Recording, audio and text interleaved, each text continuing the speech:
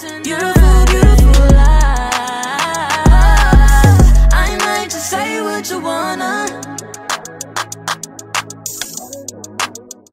What's up, friends? I'm Maxwell. Welcome back to my channel. This is J.Max Reax, and today I'm watching the video that says what really happened to Blu Cantrell. I didn't listen to her music. I'm not that interested, but after after a Got to Be Real video, I think, where they had her in it, and I was just like, who is that?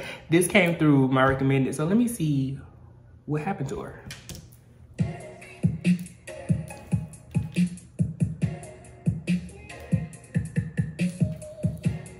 Blu Cantrell had one of the biggest hits of 2001 with the release of Hit 'em Up style Oops. She seemed to have it all: good looks, a powerful voice, and a team of talented writers and producers. But sadly, her career didn't go as planned.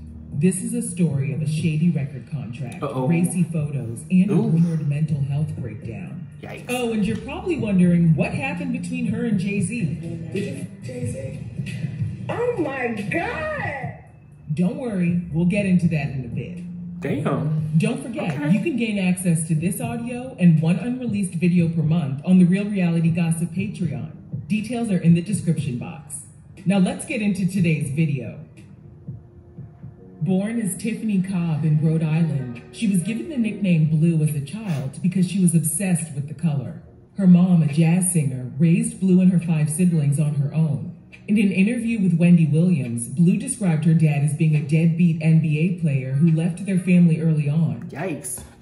At the age of 17, she headed to New York to pursue her dream of becoming a singer. She quickly realized that making it big wasn't going to be easy. She took on various jobs to make ends meet. At the age of 18, in order to make some cash, she took risque photos for Blacktail magazine, an adult publication. It seemed like easy money at the time, and it was, but the photos would come back to haunt her. Using her childhood nickname and combining it with her grandmother's last name, she hit the music scene as Blu Cantrell. She joined a girl group formed by Teddy Riley called 8th Avenue. But according to You Know I Got Soul website, once Blackstreet broke up, 8th Avenue disbanded as well. In 2000, Blu was given some terrible news. Her sister had been in a car accident and was in a coma at an Atlanta hospital.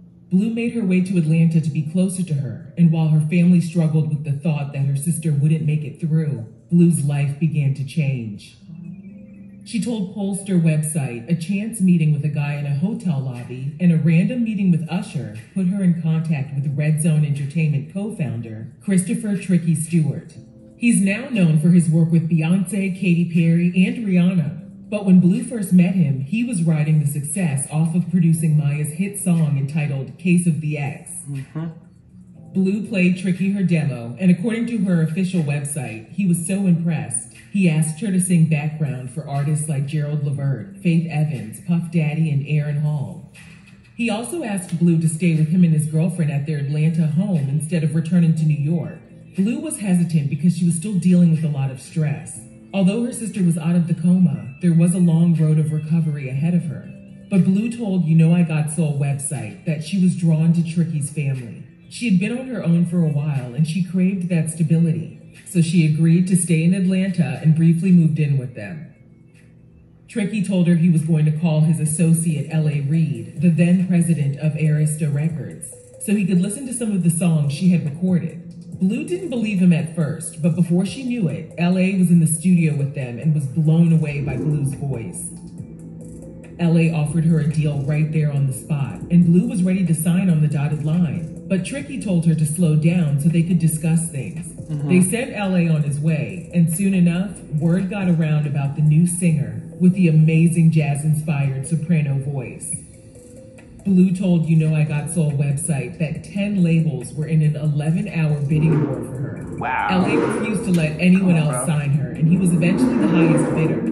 He also threw in a Ferrari, which was icing on the cake. Blu happily signed with Arista, and unknowingly signed away all of her future profits. Oh, gosh. She immediately got to work on her debut album and recorded the song Hit 'em Up Style, which was written and produced by Dallas Austin. She also traveled to Indianapolis to work with the legendary production and songwriting duo Jimmy Jam and Terry Lewis.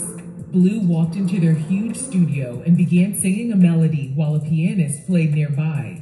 She poured out her heart and soul into a track entitled I'll Find a Way. In an interview, Blu said she felt all the emotions from dealing with her sister's health condition, plus a terrible relationship she was involved with. Hit 'Em Up Style was released in April 2001, and it became an instant hit, peaking at number 2 on the Billboard Hot 100.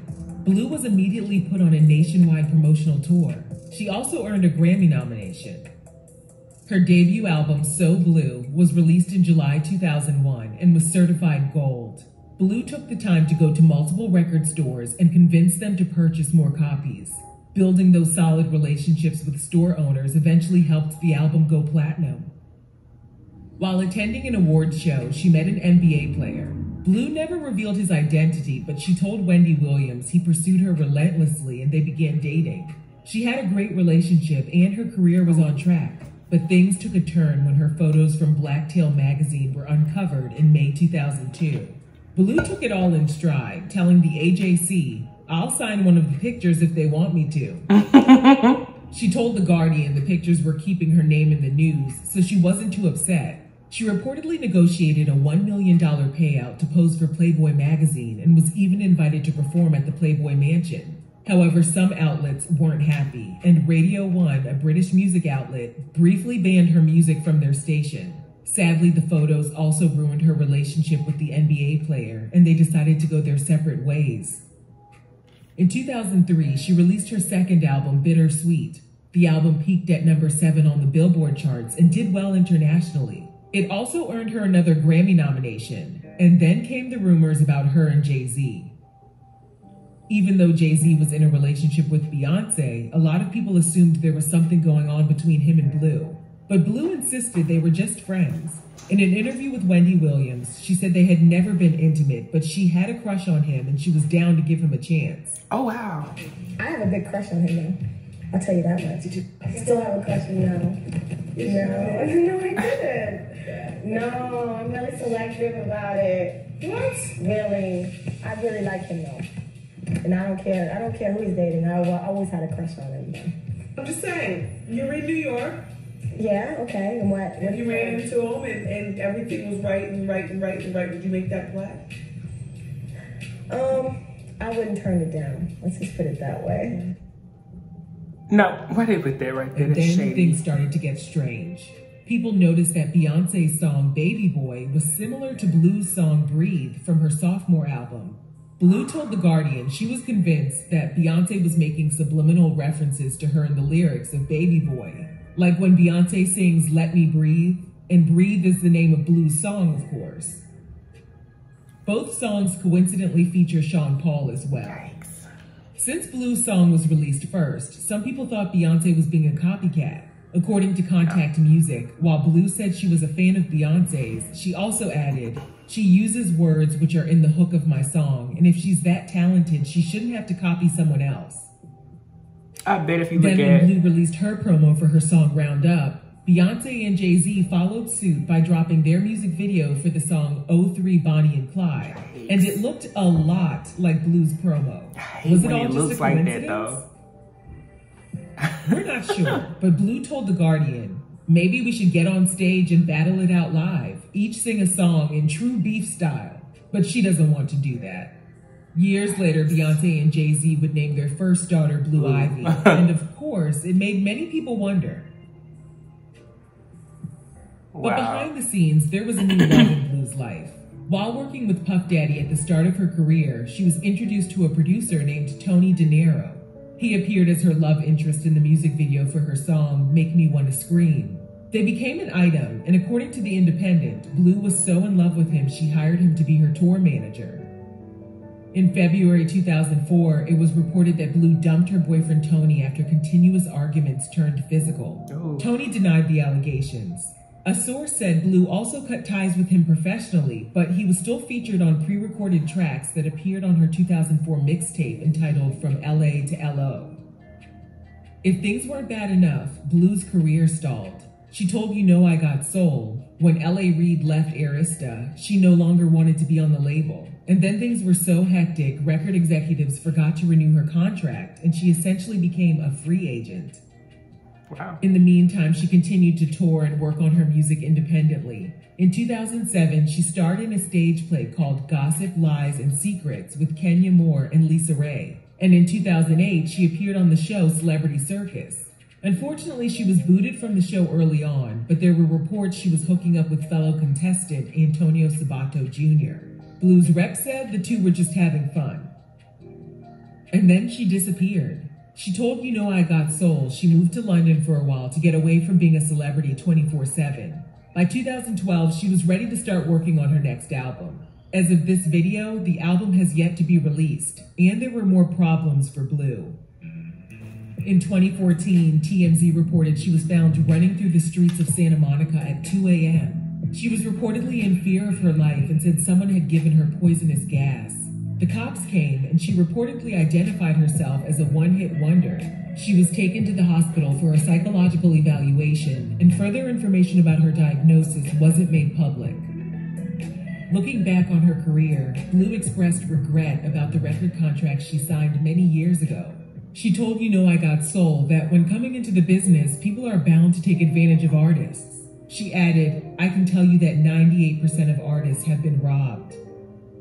Blu said her record label recommended she work with a specific lawyer. That lawyer turned out to be the label's lawyer as well, which was a conflict of interest. She said they were all working together to basically take what was mine. Blu said she did a lot of her own writing, but the label took all of her publishing. The checks were coming in, but the money was going in other people's pockets. Blu said, I never got one dime from Arista. She also admitted her photos for Blacktail magazine derailed her career because women are judged more harshly than men in the entertainment industry. In March 2020, right before the lockdowns, Blu performed in London. Since she rarely updates her social media account with new pictures, her appearance on stage caught everyone off guard. People even started to question the current state of her mental health. We wish Blu nothing but the best and hope that in due time she'll be able to give her fans the new music they've been waiting for. Let us know your thoughts on Blu Cantrell's career, and thanks for watching Real Reality Gossip. Okay. So that was a good one. Like I said, I wasn't, during the time that she was really, really popping and hot, I was a little kid. I was still single digit age, but interesting to see it. And this happens like from this is the same story we hear in so many people's careers, where they just get robbed, and you still see key people behind it. I'm not gonna say a name, but it's crazy. That's crazy, because from just listening to that one song, I know she's crazy talented. Her voice was phenomenal. That was one of the jazziest urban pop records. R&B back in the day was just dope to hear. And I really do hope she's doing well in all of her endeavors and things that she has going on. Yeah, you know what I mean? And talking about some of the negatives, like, I hate that women get judged so harshly for the choices that they want to make. It's her body. You know what I mean? It's not like she did porn. She just posed for a magazine. It's just dumb to me. You know what I mean? If she wants to show her body, then let her show her body. It ain't like she giving her body to people, and if she is, that's her choice. That's her right. You know what I mean? So it's dumb.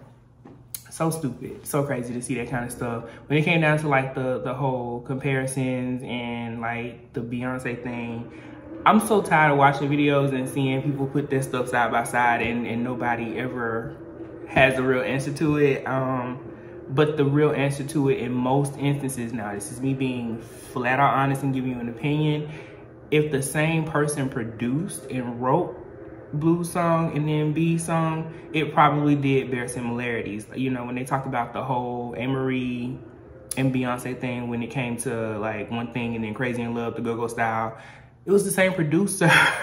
It's gonna sound the same a little bit, y'all. It's gonna be similar. You can't say someone copied something. They just got in the studio with the same producer.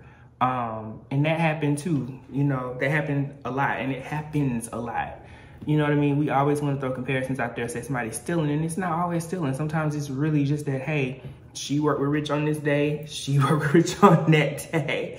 You know what I mean? And if Sean Paul was on the song, he probably played some type of a production role in it or a writing role in it. So it probably did have similarities to it. You know, but again, you know, let me get off my little soapbox. But this is good. This is really, really good. Let me know what you thought about this one below. If there are other artists that, I swear they do it on purpose, y'all. If there are other artists that y'all want to see me, you know, watch documentaries like this about, link them to me. These are pretty cool. I like learning about people. So comment, like, subscribe. Until next time, peace.